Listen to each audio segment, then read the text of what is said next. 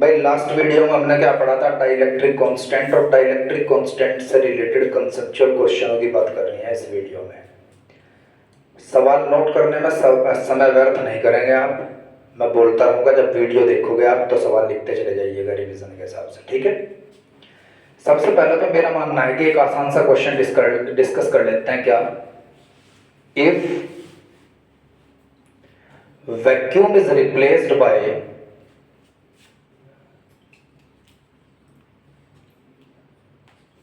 Following,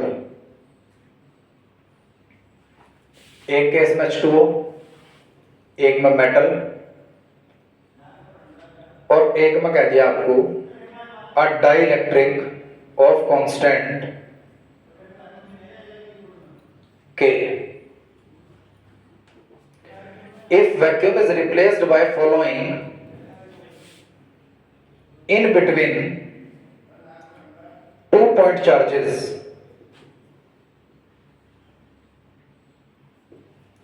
what will be the effect on the electrostatic force? What will be the effect on electrostatic force? Electrostatic force पर क्या प्रभाव पड़ेगा? मैंने आपको एक कल फॉर्मूला बताया था, electrostatic force in medium that is equal to electrostatic force in vacuum to the dielectric constant. पहले केस में H2O की बात है तो याद रखेंगे H2O के लिए K की वैल्यू 81 या कई बुक्स के अंदर 80 लिखी हुई है। तो याद रखिएगा जब आप H2O रखेंगे दो पॉइंट चार्जेस के बीच तो लगभग 81 टाइम्स इलेक्ट्रोस्टैटिक फोर्स कम हो जाएगा। समझ आ गया? सेकंड केस है G metal.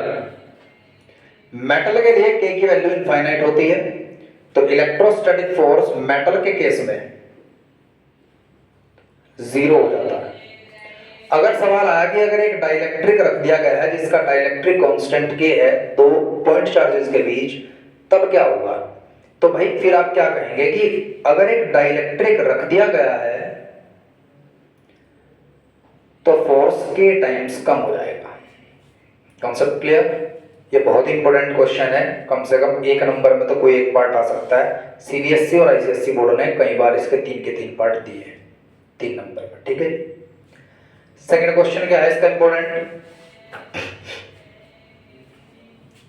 Second question important ये बनता है जी, अगर मेरे पास 2 पॉइंट चार्जेस हैं और दोनों पॉइंट चार्जेस वैक्यूम में रखे गए हैं, और वैक्यूम में वो जो रखे हैं तो किसी R सेपरेशन पर रखे हैं वैक्यूम के अंदर, तब उन दोनों के बीच जो इलेक्ट्रोस्टैटिक फोर्स है, अट्रैक्शन और रिपल्शन हो, वो F है। अगर सेम अरेंजमेंट को किसी मीडियम के अंदर रखा जाता है जिसका डाइलेक्ट्रिक कांस्टेंट K है, तो भी फोर्स F ही रहता है, लेकिन अब सेपरेशन R हो गई, ठीक है। तो इस R और इस R के बीच रिलेशन क्या है? सवाल देखिएगा किस तरीके से लिखेंगे आप वीडियो देखते हुए। If 2 point charges are placed in vacuum at a distance small r and F is the electrostatic interaction between them, full stop. Now same 2 point charges are placed in a medium of dielectric constant K at a separation of R, but force remains capital F. Give relation between small r and capital R, ठीक है जी। तो इसके कुछ options होते हैं जब आप इसे एमसीक्यू पैटर्न में पढ़ते हैं कि R की वैल्यू अपॉन R की वैल्यू K के बराबर होगी, या R अपॉन R की वैल्यू K के बराबर होगी, या फिर R अपॉन R की वैल्यू रूट K होगी, या कुछ ऐसा हो सकता है कि R अपॉन R की वैल्यू 1 अपॉन रूट K होगी, या नन ऑफ दीज। तो एक बार चेक कर लेते हैं किस तरीके से आप इस क्वेश्चन को सॉल्व करेंगे। वैक्यूम के अंदर दोनों चार्जेस के बीच कितना इलेक्ट्रोस्टैटिक फोर्स था? इतना था सर, R²। और मीडियम के अंदर भी F ही रहा, लेकिन मीडियम में आप क्या लिखते हैं? एप्सिलॉन नॉट इनटू K, क्योंकि एप्सिलॉन की वैल्यू किसके बराबर होती है? एप्सिलॉन नॉट इनटू K के बराबर होती है।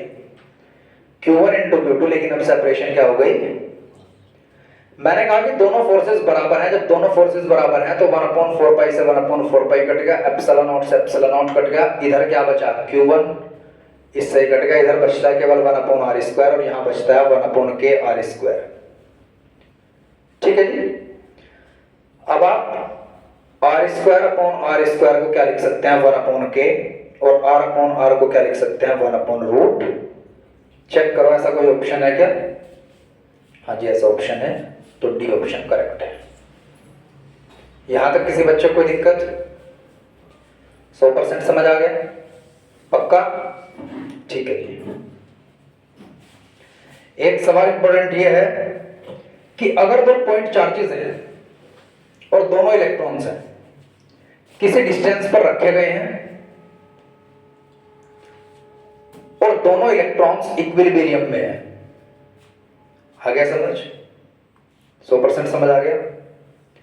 दो पॉइंट चार्जेस हैं, दोनों इलेक्ट्रॉन्स हैं, दोनों किसी सेपरेशन पर रखे गए हैं और दोनों इक्विलिब्रियम में हैं।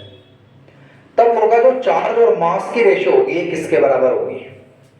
If two electrons are separated at a distance और at they are in equilibrium, calculate the ratio of their mass and charge.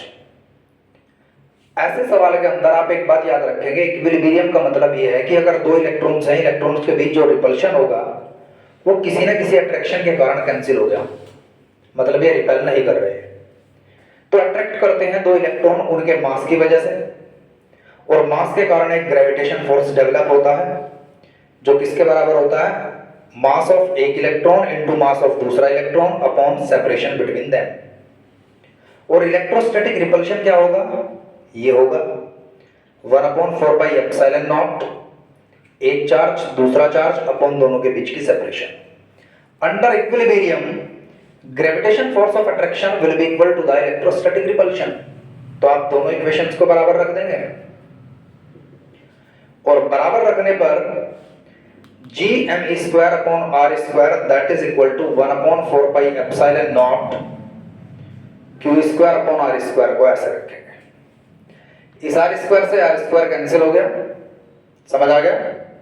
अब निकालना क्या है मुझे? चार्ज, मास और चार्ज रेशियो, मास और चार्ज रेशियो। तो m² के नीचे आप Q² को ले जाएंगे, ये G यहां चला जाएगा, तो mass upon charge that is equals to 1/4 pi epsilon naught root में into G। Is that clear to all of you? Not? Concept clear हो गया बेटा? कांसेप्ट क्लियर हो गया? सभी बच्चों को हो गया? ठीक है। अब एक सवाल ये भी इंपॉर्टेंट है कि दो चार्जेस हैं, दोनों चार्जेस के बीच जो इलेक्ट्रोस्टैटिक फोर्स है वैक्यूम के अंदर वो F है। ठीक है? दो इलेक्ट्रॉन्स हैं दो पॉइंट चार्जेस के बीच, दो पॉइंट चार्जेस के बीच वैक्यूम में जो फोर्स है वो F है।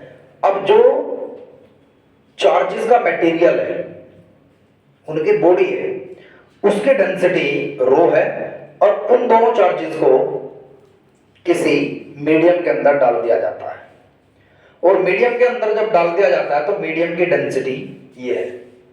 तो what will be the effect, या sorry what will be the value of the dielectric constant of the medium? तो आपको एक बात याद रखनी है, मासेस थे, इनकी डेंसिटी इतनी थी। समझ आ गया? 100% समझ आ गया?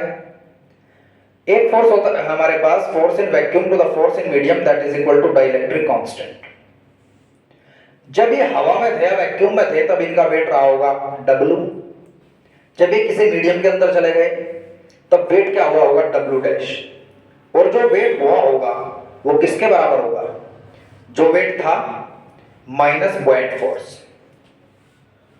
और वेट जो था, वेट किसके बराबर होता है? मास इनटू डेंसिटी, और मास किसके बराबर होता है? Volume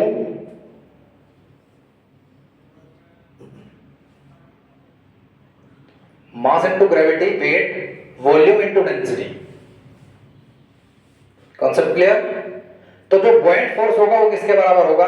volume of displaced liquid, जो किसके बराबर होगा? Volume of charge particles, into density into G. Put this value here, this value here, this value here, और आपको डाइलेक्ट्रिक कांस्टेंट की वैल्यू निकल करके आ जाएगी। बहुत ही जबरदस्त कंसेप्ट है आईआईटी का, नीट के लिए, सीयूईटी के लिए, सभी क्वेश्चनों के लिए बहुत इंपॉर्टेंट कंसेप्ट है। समझ आ गया अच्छे से? किसी बच्चे को अगर कोई परेशानी है तो मुझे बताओ, है कोई दिक्कत? पक्का समझ आ गया? आज इतना करेंगे आप, डाइलेक्ट्रिक कांस्टेंट के सारे क्वेश्चन कर लेंगे। कल स्टार्ट करेंगे हम इलेक्ट्रिक फील्ड, ठीक है? रिवीजन बैच में कल स्टार्ट करेंगे electric field. That's all for